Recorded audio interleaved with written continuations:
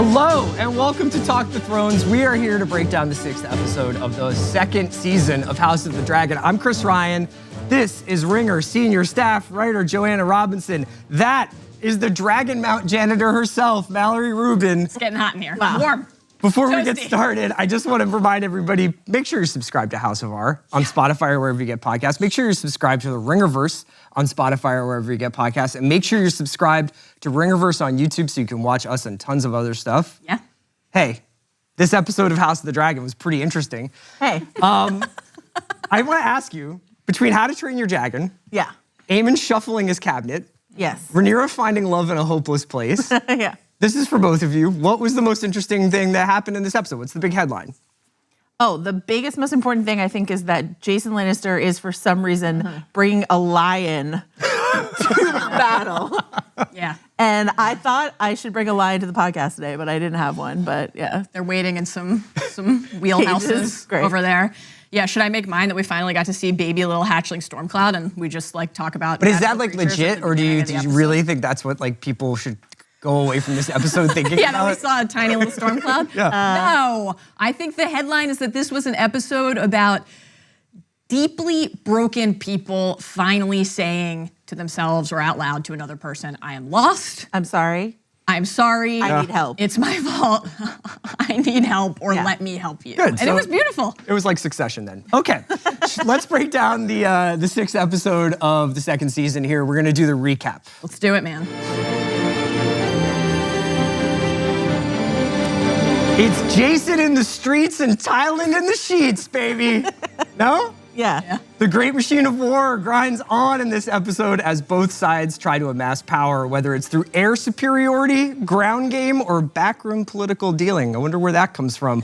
We see Tyland Lannister's twin brother Jason, who is taking in the sights at the Golden Tooth. Yeah. Is that a new one for the whole Game of Thrones televised universe? I don't think we've seen the Golden Tooth yet. Not You like a little key border position between the Westerlands Absolutely. and the Riverlands?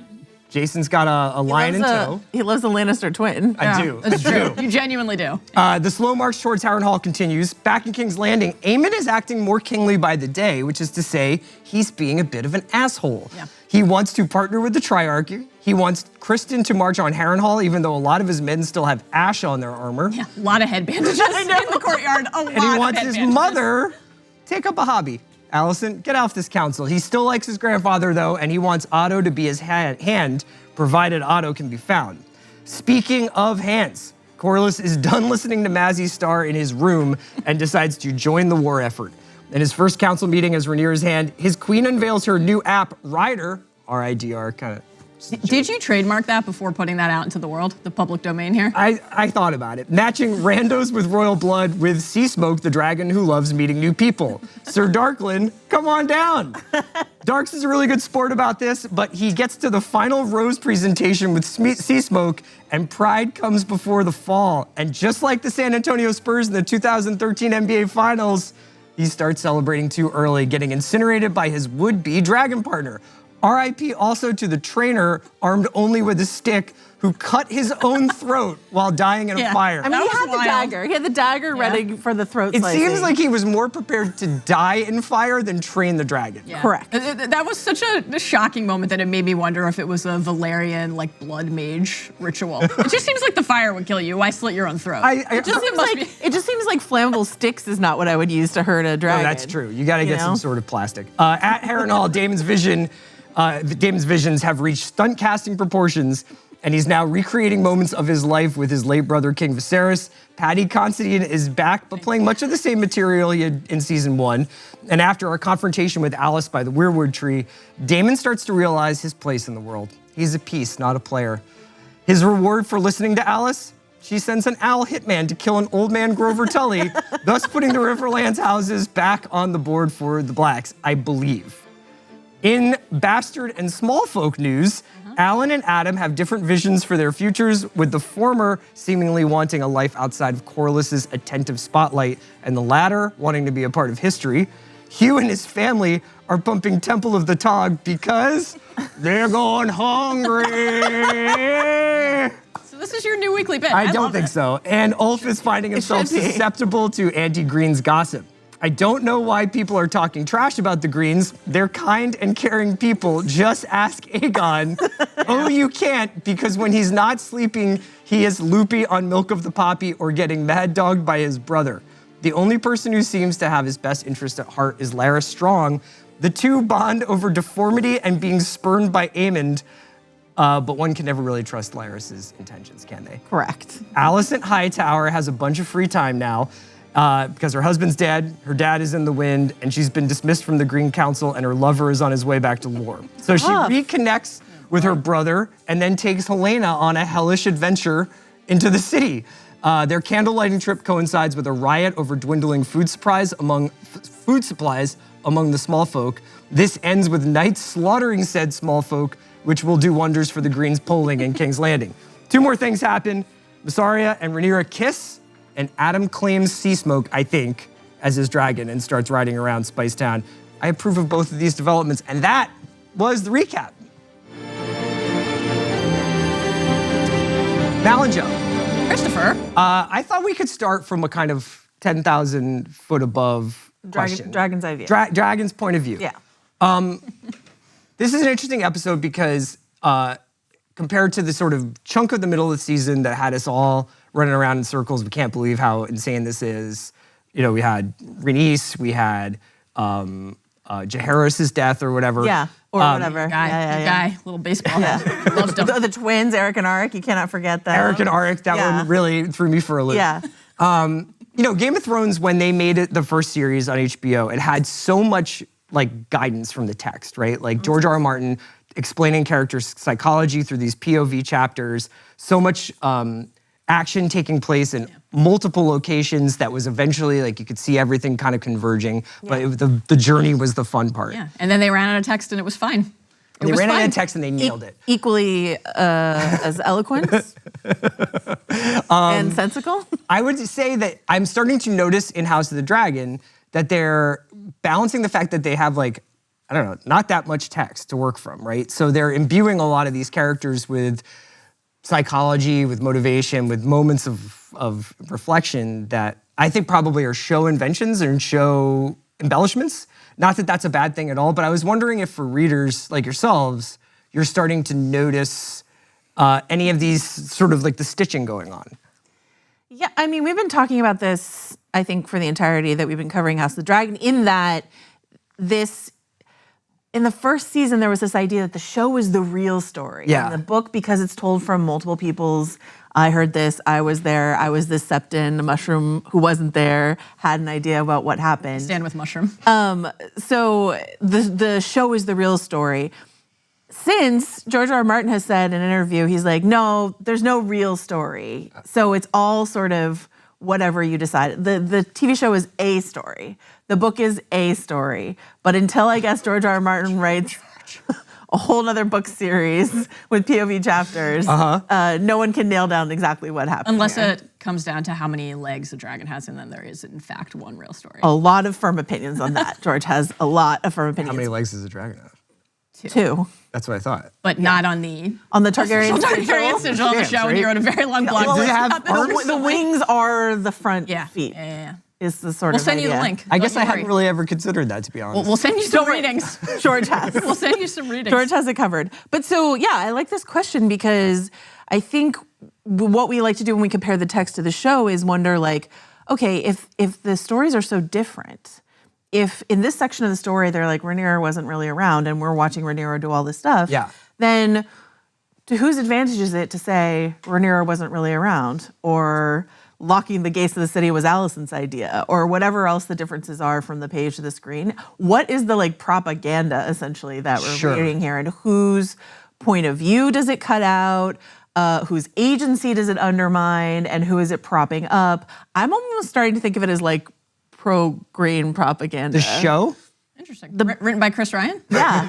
Mr. Green? It's Mr. working. Green? Yeah, It's working. We know, we see. Yeah, one of the passages from Fire and Blood that Joe and I love and love to cite is, and here we must digress to say a word about our sources. For much of what happened in the years that followed happened behind closed doors in the privacy of stairwells, council rooms, and bedchambers, and the full truth of it will likely never be known. And I think that felt like a huge part of why I loved this episode. Like this was an episode that captured that idea. Are there going to be different accounts of what happened at Rook's Rest? Sure, we've already talked about that. Like your king fought valiantly. He didn't. Who knows what Aemon did? He's valiant. He just who lost, didn't, right? etc. So there was still, there were still different versions of writing events. really hard for Team Green. I see it. You're hooked, man. You're in the bag, the green bag. I love it. But so like of even something that is out and that public and taking place in front of that many eyes, there are still going to be different accounts. But this was an episode like showcase after showcase, vignette after vignette of the private conversation. Yeah. And I think a throne story at its best has to be a blend of those two things. And so to get all of these moments in this episode between like two people or a few people, maybe it's in your mind or your dreams if you're Daemon, right? Maybe if you're Alicent, it's at the small council chamber when your son keeps you after. Maybe it's out in the courtyard with all these people around you, but seemingly like the first honest conversation you and your brother have had with each other in years. That particular meld is what Game of Thrones can offer, like that heart and substance and the spectacle in a way that very other few stories can. So I really loved this episode for that reason. I thought there was a really fun example inside this episode when when Sylvie and Diana are like earning their Oscars for their performance for Mysaria in the pub, where they're like, "Oh, did you hear what's going on in the castle? Yeah. Feast." Yeah. They're raving again. And Ulf is sitting there and he's like, "Well, you know, Viserys like loved his feasts and his wine, but never while his small folk went without." And if you look in the Fire and Blood book, the drawing of Viserys is just like party king Viserys. It's just him jovial on the throne with like a flagon of wine, and they do talk a bunch about like he loved his wines, he had a lot of feasts, he had a lot of tourneys. That's not our impression of Viserys. Our impression of Viserys is he loved a Lego. Yeah. He loved his history books, you know? And so this idea of like Viserys jovial party king is something that like came about afterwards and from people like Ulf, you know? I think that the thing that I noticed is in Game of Thrones, it felt like almost every moment of that show wound up having a ripple effect on another moment. Like or like the next thing felt like it was related to the thing that came before. Yeah. In this show, I feel like strangely enough, but also pleasantly enough, the main characters are largely isolated. They are forced out of either gender roles or the fact that they are the only reason why this revolution is happening in terms of Rhaenyra, or the fact that they've decided to go to Harrenhal for a sleepless like dream Midlife quest. crisis. Yeah. They're not like out there in the world doing stuff right yet. So it's like a lot of this is almost psychological speculation, which I think is kind of interesting. But I was especially struck, Joe, by this big Mysaria episode, which I believe, is, if my sources are correct, was a bit of a show invention at the end that Mysaria and Rhaenyra are starting something. Got a little thing going on. Yeah. And you liked it? I thought it was cool, man. Yeah. Mallory, did you hear the Alicent and Rhaenyra shippers like my first cheer thought. and scream with joy? My first thought. Yeah. I think it's great. I think it's really interesting. Yeah, this is completely Mysaria is in Rhaenyra's confidence. That's something that we knew, but how close in her confidence we are finding out. And I think it's really interesting because like Rhaenyra is talking about, she's got that like her Daemon line, like when will I ever be free of him? This idea that Rhaenyra has been defined as like Daemon's wife, Viserys' daughter, Jace's mother, like all this sort of stuff like that. And she's like, when will someone see me just as like, I am Queen Rhaenyra. Like, I see you, girl. You look good with a sword. It looks good on you. I love it. That was great. I really loved it. Mysaria. share trauma. Exactly. Yeah. Let's just trauma bond and then make out. Sounds like a great Sunday night. But I think Mysaria, and we'll talk a little bit later about Larys and Alice, are these three figures, like parallel figures, who all make this like bid of like intimacy and vulnerability to get closer to power. But there's an authentic like sharing and vulnerability inside of it as well that I just really loved. Rhaenyra seems to be wrestling with like what kind of queen she wants to be and what kind of mother she wants to Kinds be. that slaps people in hallways. That's right. Tough one for Celtigar, but I loved it. I loved it too. What kind of soldier, what kind of lover she wants to be. And I've been, I think I've been more focused on Daemon's isolation, Mal, but like Rhaenyra's isolated. Like she's been telling us, she's like, I can't fight the war that I'm being asked to fight because I'm too valuable, quote unquote, because this whole thing falls apart if it's not me specifically. Right. And so I'm kind of isolated here, and every time I have to do something that requires a sacrifice, I have to send somebody else. Right. And that's all I really want to do is like kind of put my money where my mouth is, and I'm not allowed. It's been an interesting journey for her over the last couple of episodes. The quickness with which she made her way to the Dragon Mount. Yeah, and hopped on Cyrax. To hop on Cyrax at the end. Like, there was a desperate need to get out into the free air, away from all of these people who were saying, this is what you can do, this is what you can't do.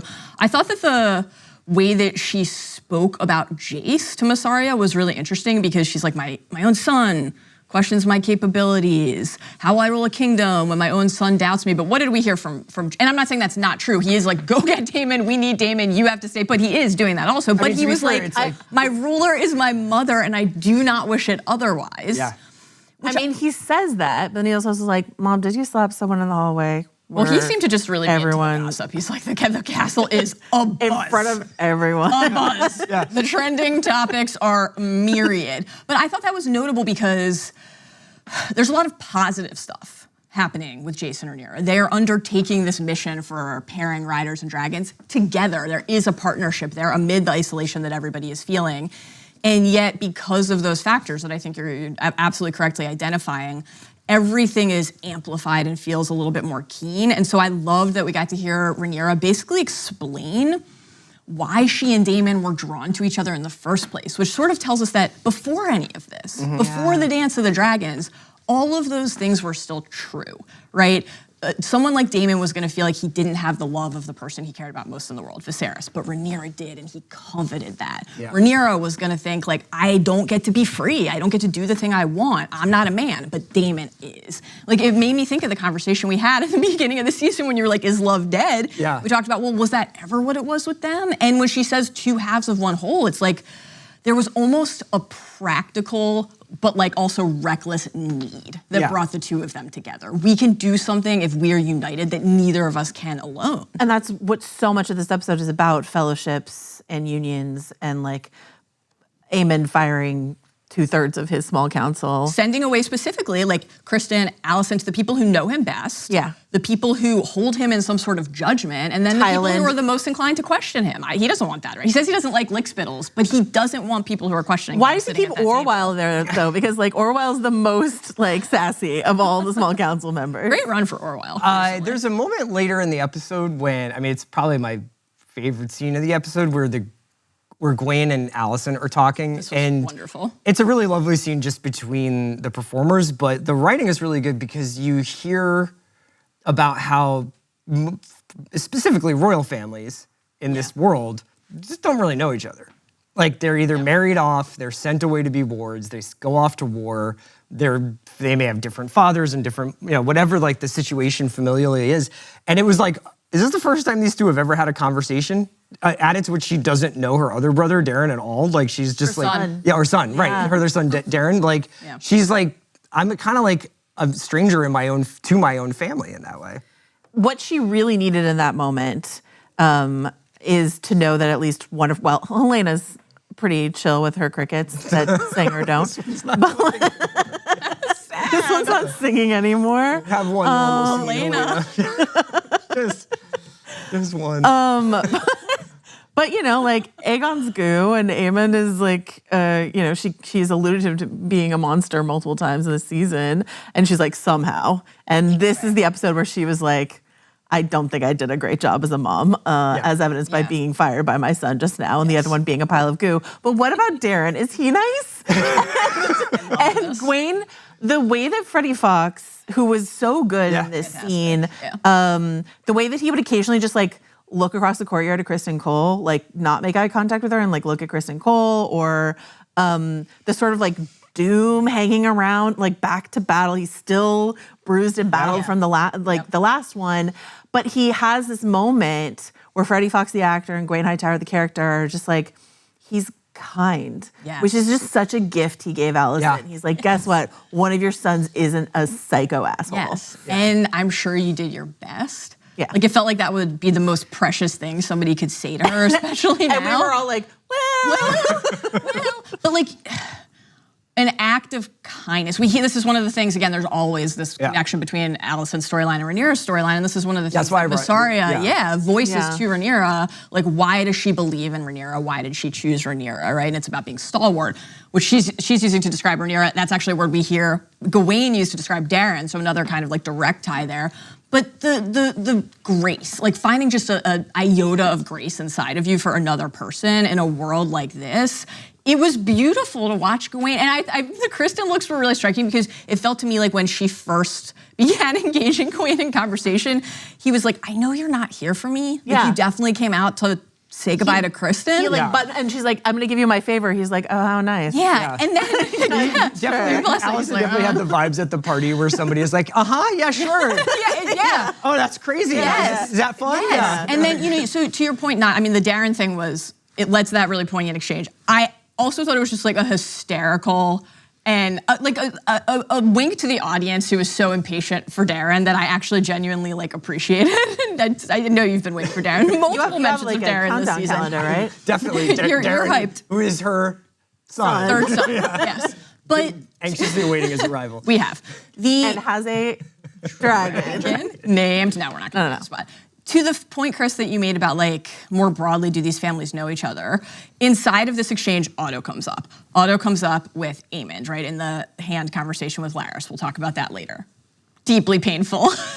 Deeply painful encounter. For Larys? For Larys. Yes. He's like, I never imagined I could possibly. But whenever I've been like, Larys seems like he's got some interesting emotional stuff going on. You guys are like, he's a piece of shit. No, I love Larys. And the gray complex characters also are always the fascinating ones. Okay. But so Aemond says, bring bring Otto Hightower back. He's going to be my hand. My grandsire may be overcautious, but his devotion to his family has never been in doubt. Then we go to that Gawain. And then he fires his mom. Well, we go.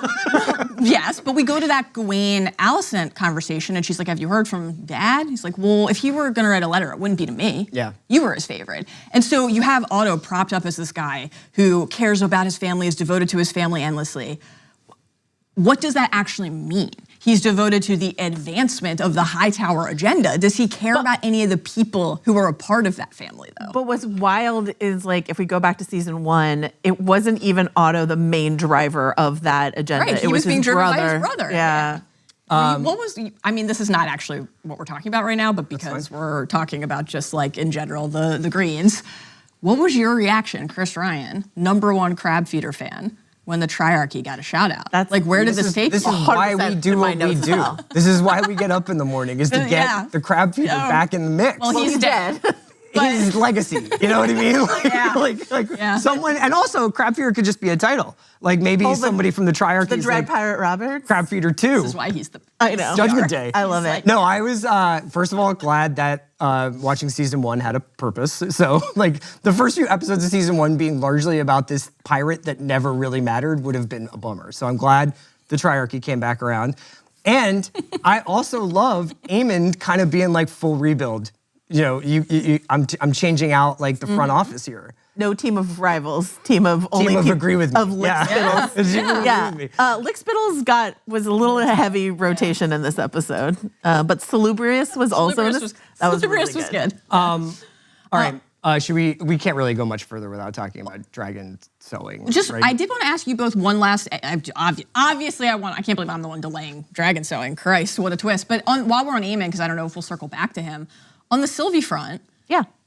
What did you guys make of that? Sylvie's role in Myssaria's to the discontented rumors. Was Sylvie always one of Myssaria's little birds, or is this a result of Aemond's leaving her at the brothel and saying like one whore is as good as any other? I think it's the latter, because if it was the former, I would have expected Mysaria to be like, I have a line on Aemond's psychology. Like I know what can hurt Aemond. I know what Aemond's sensitive about or vulnerable about. Now maybe that'll come up. But to me, it was more like that's because of the way he treated her when those guys showed up. But it is that sequence is really interesting because the two women there, Diana and Sylvie, Diana having been like accosted, assaulted, raped by Aegon in season 1, and then like Sylvie being humiliated. If indeed, I mean, I thought that would just sort of be par for the in terms of she's she's seen worse shit in the brothel, but like maybe she actually felt close to Aemon that actually hurt her. Could be both. It could be like a bit of both. Like she works for Mysaria, but also was she's always soaking up the intel. Yeah. Thought they had something. But these Prince's fight, it's small folk like me who suffer, and then these are two aggrieved, women who are like, oh, we're doing a PR campaign? Yeah, right. I'm in. Right. I'm in. All right, so let's talk about Seasmoke. Does he doth protest too much? A bit? Like, has he always been this tetchy? I mean, you're the one who said that you like to think about him doom scrolling. So I really feel like your moment has arrived here. All right. We have a lot to Wait, talk who's about the sadder boy? Seasmoke or Kristen Cole? I definitely think Seasmoke is. That look that Kristen gave Allison. You're starting to fall for you're I really think not this immune is to his charms. I would not say it's that. I would say it is to me really emblematic of how great the season has been. That they could take somebody who you think is deplorable and really make you feel for him. Do you think that this was maybe not your favorite episode of House of the Dragon because it had so little Kristen Cole for you to work with? I mean, but I just he was like, please don't send me back to Harrenhal. Yeah, that's the thing is that like, I kind of do like these people being forced together into like close interior quarters because like you at least get that stuff. But like I'm glad that they are moving, and I'm glad that I'm maybe not glad for Kristen Cole because it seems like odds are against him. But yeah, fingers crossed for you that we get another sword cleaning vignette next week from him. It was great that he went from like speed is my ally a couple weeks ago to like why do we wait? Why do we wait? What if we didn't? Why do we wait? Go back to war. Just absolutely got incinerated out there. Could I please have a week to? Okay, so speaking of incineration, back to Seasmoke. Right. So how do we want to hit this? We want to talk about Stefan and then Adam. I want to talk about why that guy can't have like a slight fist pump before he gets on the dragon. Stefan? Yeah. Okay, it's a great question. So this really, I feel like he played by the rules. He did what was asked of him. He gave Seasmoke like his full attention. It wasn't like he was like, But there isn't like one way to train a dragon, to claim a dragon, and it's like the dragon is as much of a part of that as the human. So it's not like there are rules or steps you follow. It's dragons are capricious. Dragons are not horses. This is a quote. They do not does sound like something you would say. They do not easily, no shade at horses. Dragons are not horses. They do not easily accept men upon their backs, and when angered or threatened, they attack. Here's another similar passage from elsewhere that kind of brought us this idea. We shall not pretend to any understanding of the bond between dragon and dragon rider. Wiser heads have pondered that mystery for centuries. We do know, however, that dragons are not horses. I'm glad you mentioned it. George is like, guess what? I got a line and I'm going to use it. They're not horses. They're not lickspittles, that's for sure. The I've done it, Stefan moment. It had to this is like the Nick Young. Yeah, but you're allowed to be happy about your own achievements. Shot did not go in. Don't celebrate too early. Are you familiar with Harry Potter, Draco Malfoy, and Buckbeak the Hippogriff? I think you know the answer to that question. Yes, the answer is yes. Got a laugh from Arjuna from that one. Well, it reminded me of that and how you need to show the deference, and then Malfoy comes in and it's like, fuck this. One of them got to ride and one of them got an arm slash. Just throwing that out there. Green Apple legend, Draco Malfoy. What did you think of the choice and how it was presented to Stefan from Rhaenyra? Oh, I thought that was very interesting. She's like, you know the risk. You signed the waiver. Yeah. You can't sue. Yes. I accept it with gladness. I just thought the whole ritual was interesting because this idea, a dragon is not a slave, something we learned from Daenerys Targaryen in Game of Thrones. And so the fact that they're like, obey, serve, obey. I was like, what is this language? Not sure they set the right mood. Right, that wasn't the tone at all. They're also singing the lullaby that we heard Daemon sing to Vermithor in the season 1 finale. So it's a part of this ritual that one is process. And Seasmoke is like my Spotify rap. Seasmoke is I have specific needs. What track would you play to get Seasmoke in the mood? To claim him? That is just a perfect question for Chris Ryan. Guys, really, I'm on fire by Bruce Springsteen. Loved it. Because he was like, you felt this is what I loved about this. You felt how badly Seasmoke wanted that to work, right? He does bend his neck. He presents his saddle initially, and then he's not vibing. We hear from Rhaenyra that Seasmoke, who I believe misses his bond. Of course, we had that Mysaria-Rhaenyra conversation earlier in the season, right? About that maybe he's lonely idea. It was funny when they were making out, and the guy's like, we've spotted Seasmoke over Spice Town, and she's like, he does that, But he's got to write it. this time. Yeah. No. He loves to just flirt. He's been flirting with Adam all season, though. We've already seen him flirting with Adam. And so I feel like to go off your like writer app idea, I feel like it's like, you know, Seasmoke and Stefan Darkland were like, they were chatting or whatever. And then Seasmoke just, you know, and then Stefan, no, they matched. But then Stefan said something where Seasmoke's like, red flag. Yeah. I'm going to go back to this other guy I was flirting with. That other guy happens to be Adam. Stefan's like, I'm just going to go play some NCAA 25. Is that cool? He's like, I just like low-key dragons. Yeah. Can you keep it chill? And Seasmoke's like, gotta go. I love that Seasmoke took matters into his own wings, right? He sought Adam out. Like, he went and found the rider that he wanted. It made me think of that Aemond passage from when Aemond bonded with Vhagar in season 1, and we talked about this passage from Fire and Blood. Call it boldness, call it madness, call it the fortune or the will of the gods, or the caprice of dragons. You were alluding to this earlier.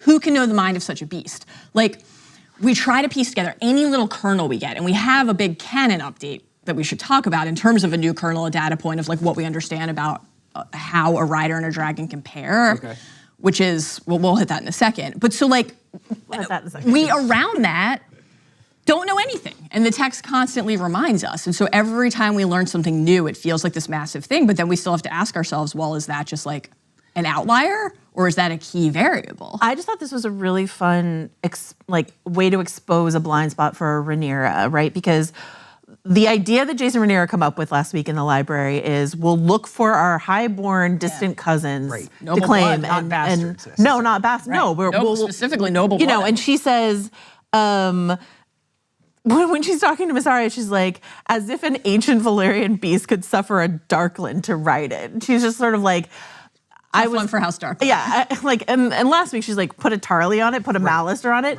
but she's looking for nobles. And the fact that Seasmoke's like, I spotted this really hot guy down by the docks, and I would like to pair with him. And she's gonna find out, as we've all found out, that Adam is Corlys's bastard. And so then this idea of like, oh, maybe I shouldn't be looking at highborns. It's wide in the maybe I should be looking at bastards. And at this point, does Corlys know about Adam at all? Yes. Yeah. Okay. Yes. Because he knows about Alan, because he's constantly like, you're my best friend now. Yes. But I just didn't know if he had seen. I've seen your hair when it grows out. Yeah. I know that you're mine. Silver. No, he knows about both of them. He just hasn't said out loud, as we hear the two brothers talk about, like, you are my The translation that I think is key here for casual viewers of this show is that I think what your point was, which is that Rhaenyra's initial sort of like, I have this great idea, was still based on like the supremacy of royal blood. Right. And now it's like, well, the royals do like to get around. There could be tons of these people around. Yeah. And we've probably seen a lot of them this season, you know, and like that might be where this is going. Or do you need Targaryen blood at all? Yeah. That's still a question. That's a debate among raiders. Yeah. Is it? Like, yeah. And like, so that was why last week when they were forging this plan, it was so great to hear Jay say Valyrian history is written to gild us in glory and acknowledge that that's like their own propaganda that they're putting out into the world. And when like they survived the doom, all of these other dragon riding families are dead. Like you get to further spout your own exceptionalism and your proximity to the gods. And that's what Stefan says. He's like, I'm just a guy. Yeah. Dragons are gods. Yeah, I'm just a guy. And so they're further, and we talked about this last week, but this idea that like a dragon head in the street is not great for the image that dragons are these like godlike creatures or whatever. Or is anybody and, like, who's working at the docks might can ride a dragon. Exactly. Yeah. So and that conflict is really compelling. I'm interested to see how Rhaenyra responds, because on the one hand, it is like, okay, we have some potential here. Maybe we can cast a wider net, but it does compromise that like sanctity of what it means to be the ruling Targaryen. Because their first reaction seems to be basically like, is it one of our riders? Or like, you know what I mean? Like, well, and then they're like, what must have been the Greens? It's gotta be someone on They the think it green must have side. been the Greens. Yeah. Do you have theories then for how? I think there are five potential explanations for how Adam could pair. I have zero theories. One, anyone can ride. You don't need any special blood. Oh, okay. Yeah, right. Two, you need old Valerian blood, like the blood of old Valeria, but you don't necessarily need. And he's a Valarian. Right, but you don't necessarily need Targaryen blood. Thanks, George. Okay. Three, Corlys does have some Targaryen blood somewhere in his line, right? Because like a drop, perhaps, could be in there. A lot of intermarrying across those families. Four, Alan and Adam's mother is a dragon seed. or the daughter or granddaughter of a dragon seed. So she has Targaryen blood. Okay. And then 5, Seasmoke just made an exception. Seasmoke broke the rules because he's like, you and my prior rider Rhaenyra, and this is the canon update that we're like, how are they going to explain this? Our understanding is that if your rider is alive, you cannot accept another rider. And Rhaenyra is alive. I've actually been really worried about this. Is this canon shattering? And I really liked this. Like the idea that Seasmoke has the agency to say. You're really worried about it, but you liked it. I was worried about it, and now I liked it because it's like the idea that Seasmoke would say, you left me, Rhaenyra. Why should I be alone? I just don't know that we know that yet. Because Rhaenyra could be dead off screen. It's possible. I think if they do this whole like he's actually alive and going to be happy, he's the guy and who went on the boat. Yeah, and then it's just killed off screen. Like that would be weird to me, but it's certainly possible. R.I.P. Talia. Well, that's a little different, but yes. But like, so Seasmoke sought out somebody who has the same father as his prior rider. Like Corrales was Rhaenyra's father. Corrales is Adam's they didn't end it with like Adam's on top of Seasmoke, but like it seemed. No, but they ended it with Seasmoke sniffing Adam and then cutting to Rhaenyra learning that Seasmoke has another rider. Yeah. I did actually want to ask about another dragon that I didn't mention in the recap at all. Which is the big old dragon out in the Vale. Yeah. Who left a gigantic T-Rex footprint. One stealing sheep. Yeah. Could it perhaps? Oh, is that sheep stealer? We don't know. Why didn't she mention? Because a wild dragon. It doesn't have a rider. Okay. All right. So, but the fact that like Rhaena, the most dragon thirsty. Again, this is a big. It's hard to know exactly how to talk about this because it's a big question mark for us because we're doing some like lore departure. So we're just using TV literacy. Yeah. To say we have a character who is wants to have a dragon. Dragon hungry, and there is a giant dragon roaming around the Vale, and she's just sitting there staring at dragon toys, being like, if this happens, this is a massive departure from the book. Interesting. So we don't know that it's gonna happen, but like. This kind of gets to my point. Signs are pointing in that direction, right? Someone having a dragon is the kind of thing that would be jotted down in Game of Thrones lore or these books or whatever. So that would be a major decision for the show to be like someone has a dragon that would never been remarked upon, and that dragon seems pretty big. It's a big dragon. Okay. It's a hungry dragon. Any more dragon stuff before I go on to Alice? Let's talk about some witch stuff. What happened there? So Alice, witch stuff, go. I've really liked Gail Rankin's performance, but obviously, and I think purposely, I am a bit confused about if she's actually there. Like if Alice is true. Did you feel any differently hearing Simon mention her this episode? Yeah. I Our did. healer. But leading up into this point, I mean, I find it strange that no one really remarks upon like, Daemon's never like, I happen to be seeing this person behind you all the time. And it's always like Daemon waking up and him being like, hey man, we're at dinner. I knocked over my these goblet of other wine people. again. And Simon's like, maybe you should get some sleep. Is Mallory was love. I am trying. Maybe you should get some sleep. Trying. I think Alice obviously on screen has a lot more mystery. You probably know much more about her as readers. Is there something in particular that you've seen on television that you can tell us about that gives her perception into like Viserys' psychology? Because she's the she's like Viserys didn't want it. Yeah, that was interesting. She's like the door that Daemon walks through basically to relive these traumatic events in it. She also like lists all the specific places Daemon fled to. She's sharing a lot of specific information about things that have happened in while Viserys she's been and Daemon's probably there. lives. This is why I like putting her in sort of the bundle with Larys and Mysaria. She's her own kind of spy master. She's just like a magical one. Did you get skin changer vibes from the owl? The owl summoning? stuff? Sure. She's got werewood spies everywhere. Like, yeah. Yep. When we have hours and hours and talk about and not bore you with, I have a lot to say about the owl. We'll talk about it a little bit more on House of R for sure. Yeah, exciting. She voiced some classic like reluctant leader stuff there too. Yeah. I wrote I don't want it like 5 times. Okay, here's the question I have for you. Okay. Mallory and I have had this gentle disagreement over the years about in the Thrones universe, and it's overtly stated in this episode, because Alan also doesn't want it. The idea that like the best leader is the kind of leader who doesn't want the throne. Yes. That's why Rhaenyra gets it from Viserys in the first place, is right? Like because she wouldn't want this. It's like that's what makes her so good for it. That's the idea. My counter argument is, what's wrong with feeling like you're the best person for the job and kind of wanting to do the job? Let's ask Aemond. That's a very yeah, that's a very idealistic version of ambition, is just being like, I just think I'm really qualified. You No, know, I just want occasionally like 5 drops of, I could do this job. Sure.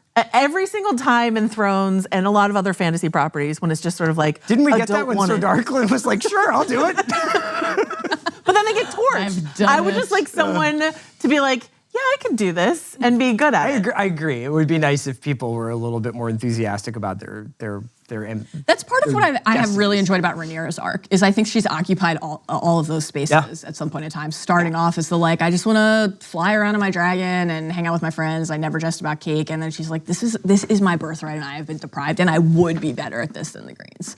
So why not both? I think I could use a Why little not bit both? of a reset here for Yeah. a second about what exactly Daemon is trying to accomplish. I assume he is trying to bring... At Harrenhal? Well, okay, because the Tully thing Yeah.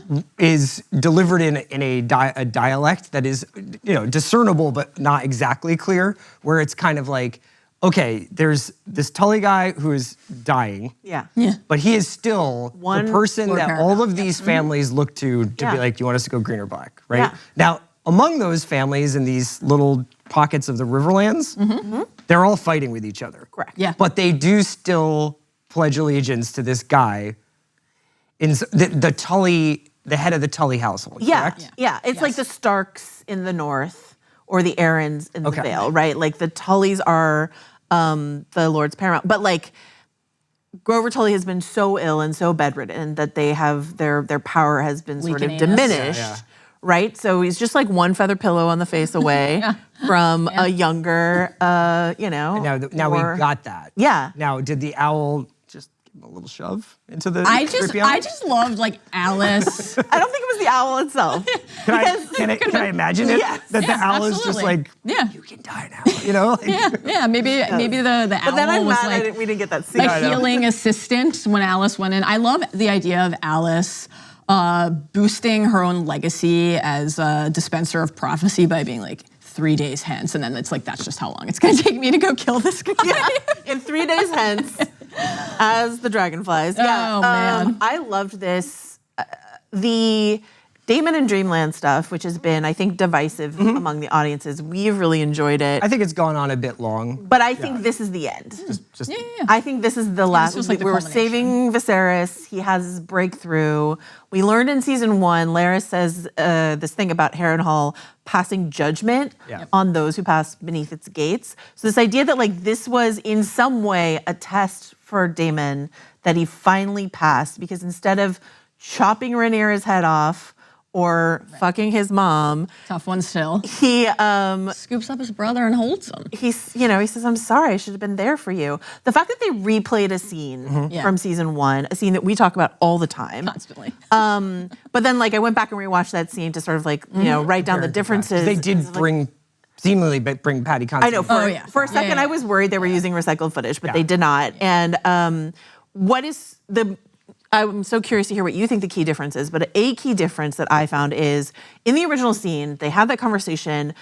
Viserys is grief-stricken, angry, and and has clothed himself in kingdom. The crown is on, the sword is there. He is like, I'm sitting on the throne, I am the king, talking to my disgraced heir, no longer heir. Yeah. And as soon as Daemon turns his back, you see Paddy as Viserys in that original scene sort of slump a little, but Daemon never saw it. And so the fact that Daemon is locked in this room and forced to grapple with the fact that this was hard for his brother to do, that he was devastated to do it, and having to consider someone else's feelings other than his own for the first time in his entire life, I thought was Never too late. Never too late to start. You just gotta lock someone in a dream space. So- Am I to read this then that Alice's goal in leading him through this process was to get him to say, I'm sorry, or I've been broken and now I'm ready to rebuild something here? Like, I'm ready to be a better person? Like, I guess I'm kind of like, why does Alice care whether Damon's a good I think guy that's a question I have too. Like what?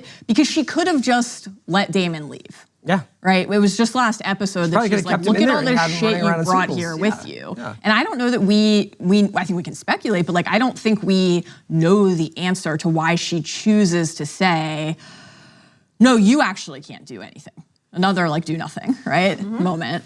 But I can. and I will go eliminate the thing that you need eliminated to try to rally the Riverlands around your cause. Like, what is her purpose? It's a great question. In assisting Daemon here. Yeah. What does that achieve for Alice? I think, I mean, it's a great question. I think then we have to take seriously what she said last week about the way that the women and children of the Riverlands are suffering. Yeah. And so her breakthrough to Daemon is think about other people suffering for once. And it seems like he is, then maybe she's like, okay, then maybe you're the kind of guy with the dragon that I want here in the Riverlands if you are gonna think about other people and how this impacts them. But also, I'm not settled on that. Yeah. I think even just the way that in the span of a single conversation, it builds from Daemon Targaryen asking for help, counsel, not help, counsel, and then he says, to I need help, Alice. In the span of a conversation, like that's a massive thing. I mean, when we saw Daemon and the whole family assembled at Driftmark for Lena's funeral in season 1, and Viserys like finally, after the second ousting, invited him back. And Daemon said it was the only thing he wanted to hear from anyone in the world was Viserys inviting him back, but he couldn't admit that that was what he needed. Right. I need nothing, but he does. They all do. This gets back to what you're saying about the isolation that is completely warping their ability to behave in a proper way that would actually help them live better and more fruitful lives. I also have a question. I don't know if I totally want that for my Game of Thrones characters, but yeah. To go back to our favorite scene of all time, Daemon having sex with his mom, I also have to wonder if in that moment when he has that sort of like horrified look at the end of that sequence, if he's like, I know I like people saying nice things to me, and I know I need praise. Yeah. But am I so sick that I need to like fuck my mom in order to like get it? And like maybe that's not what this life is about, actually. Yeah. I like that it was interesting that we got the altered version of a scene that we had spent time with, but I liked that the second dream encounter then was not only like a new thing that we hadn't seen Daemon and Viserys share, but something that I think we understand did not happen. Yes. Right? That, like, if we think of the funeral, Emma and Balon's funeral in the series premiere, Daemon goes over to Rhaenyra in High Valyrian and says, your father needs you now more than ever. He actually does understand what Viserys needs. He's just not capable of giving it to him. He can't do it. Right. And so for him to make that breakthrough, like, I failed you. I should have been here. I should have wrapped my arms around you and cried with you and told you it would be okay, instead of making you spend your hours after your family was destroyed telling me how I had let you down time and time again. This is like last week, we're like, is this our Daemon? And then here I'm like, this is our Daemon. Like, this is what we needed out of our guy. Ghost therapy. Look into it. Okay. That's a good idea. Before we go, I do want to talk a little bit about some stuff happening in the Greens. Yeah, let's talk about Larys and Aegon. But I want to talk about Larys, Aegon, and Aemon. Yeah. So Larys has obviously been seeding this idea with both brothers up until this moment where he's like, maybe I can be your number one dude, right? Like I can be. That was someone else's hand. Yeah. You need the swap your hand thing worked on Aegon. Yeah, it didn't work. Not work on Aemon. So is his goal in life just to be as close to the crown as possible? Like, or is there something for Larys, do you think? Because I think what I'm trying to understand is like, does Larys just want to be as close to power as possible, or is there something specific about one of these guys that he's drawn to and thinks that is like, I mean, because it seems like it's the former, right? He's just, think, Joe? the second he gets rejected by Aemon, he goes right to Aegon. Yeah, I think he knows. And the second he gets rejected by Alicent, he goes right, like to Aegon. Yeah. I think in Aegon, especially now, this injured Aegon, he has found someone where he's injured? Like, Is he? a little toasty, a little roasty toasty. Aemon like pressing a small No, ball. but also the noises, the like whimpers that Tom Glencarny was I was making. going to ask you too if you thought Tom could win an Emmy simply for whimpering, like rattling breaths. Yeah. So good. It's incredible. What I love, the Larys Aegon scene was my favorite scene of the episode, and what I loved about it so much was we had been talking about Larys for so long as Varys coded, as Littlefinger coded, which he is, all of those things, but he's also Tyrion coded. This is a Tyrion, yeah. This is a Tyrion Lannister So you bought moment. There's genuine vulnerability in here while also having an agenda. Crocodile tears. Right. I mean, no, because I believe he's genuinely like was very upset by the fact that his father like was horrified by his birth, the same way that Tywin was horrified by Tyrion's birth. They use the word like twisted, which is a word we have heard for Tyrion and stuff like this. And then this idea of like cloak yourself. Yes, it's the wear it like armor idea. yourself. Yeah. Never forget what you are. The rest of the world will not. Wear it like armor, and it can never be used to hurt you. So this is a guy who has just been like rejected, and he talks about people not looking at you or staring at you. And Matthew Needham in this scene, great scene. So good. Man. So like, is he using his real pain for an agenda to get him closer to a piece on the board that he can better move than Aemond? Yes. Sure. But is it real pain? I think it is. I think you're probably right. Yeah, I think so too. And it feels like extra poignant because it taps into that like the cripples, bastards, and broken things quote that gives us that beautiful wear it like armor Tyrion John moment that Joe just quoted. Like that's a core unifying Game of Thrones idea. Whether you're actually one of like all of these characters who feel like an other, an outsider in some way, like they weren't accepted by their father or their house or their peers or their siblings or the realm or whatever the case may be. Like how do you move forward and try to forge your own path then? And can you find other people who are like-minded or who you can find some sort of like symbiosis and empathy with? And that was the other like thinking why, like fellowships is such like an important part of this episode. Sorry. Yeah, no. I think like thinking of it from both of their perspectives was fascinating because Tyrion was also on my mind. Like it made me think of hearing Larys talk about his birth. Like it made me think of that really gut-wrenching scene where Oberyn is telling Tyrion about, saying like to Cersei, that's not a monster. I told Cersei that's just a baby. Yeah. And like, what would it be like if from the moment you were born, that was how other people, including the people closest to you in your life, made you feel? And I thought was really fascinating about this exchange was it puts Lionel Strong, a character that we thought was like, who was the hand of the king. Like Harwin's dad, really honorable, rejected his kid who was, came out with this like twisted leg. And so it's like, the fact that it puts Lionel in this different light because of how he failed this son. He might have been a good father to Harwin, but not a good father to Larys. Yes. And that rejection is what turned Larys into the kind of guy, I guess, who would light his family on fire.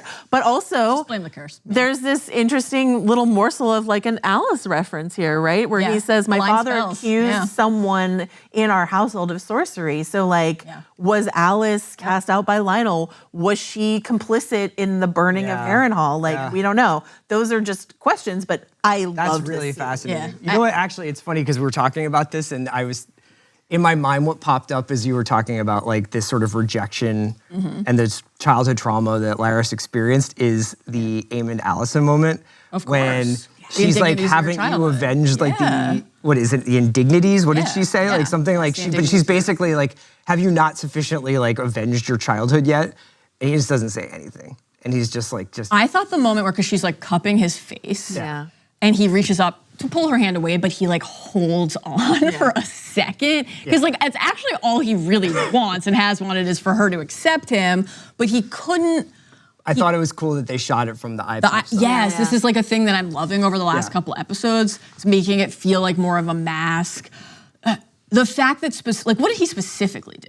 We've heard him say like back in the premiere of this season to Kristen, like she holds love for her enemy that makes her a fool. There's that practical part of it. But he walked into the small council meeting in the first episode of this season and she said, you don't belong here. So he did the same thing to her. And this is like that sin begets sin idea again. And so like, I love that we're tying those two moments, the Aegon and Aemond, Alicent's and Larys moments, because when Larys said, and they will underestimate you and this will be your advantage. That is Aemond's story. He's not underestimated in terms of his might as a sword. But what do we hear him say in this episode? Like, I'm not a dog to be called to heel, even though we heard Aegon describe him exactly that way. Horse. Exactly. He's not a horse.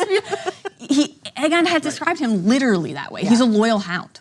He'll go where I send him and do what he needs. Well, it's also he gets out in front of his skis because it's like, in truth, he probably does need to ride Vhagar out there to protect what's left of Kristen's like army. And this idea that like Kristen has to go running into another battle, but he's like, I'm withholding Vhagar because you guys want him too bad. It's like, because Jason asked for it's like everything is psychological with him. And it's interesting as we get to the end of this, it's like, we've just spent probably an hour mostly talking about emotions and psychology of characters, whereas for the most part in Game of Thrones, I would say like we're just constantly like, okay, this is where this person is and this is where this person might go, and this is what's chasing them or what they have to confront. And it's much more physical, it's much more practical. it seems like this show is really finding its footing by being like, these are these like complex portraits of these people that are going to shape the world and the future. Yeah. And here's like, you know, maybe the history version of them is like, and then they decided to do this, and everybody died or lived or whatever. But this is why these people were like this. Yeah. It goes back to your first question to us, I think, where it's just sort of like, if you're Ryan Condal or any of the writers on the show, and you open up Fire and Blood, and it's like, Allison did this really shitty thing. Right. Why? Right. Why? This was such an intimate episode. Yeah. Like, Larys takes that milk of the poppy away from Aegon, right? We have to be thinking of Viserys bandaged in that same bed, addled on milk of the poppy. These are the people who are forging the kingdoms. But what is forging them? And this was an episode, this was why I really love the episode. Like, I think it's important to take a beat and think about that. Yeah. And when Larys is saying to Aegon, like, you're never gonna be the same again. Well, what comes, it made me think of Bran, right? Like, if Bran wakes up and but what do you do with that? Is Aegon gonna be more understanding and more empathetic and more inclined to find gratitude for the things that he still has after this experience? Is he gonna be even more like hardened and cruel? I doubt it. We'll find out. Yeah. We'll find out. We will find out. For Mallory and Joe, I'm Chris Ryan. We will be back next Sunday with our reaction to episode 7, the penultimate episode of the season. Thanks for watching, and we'll see you next week.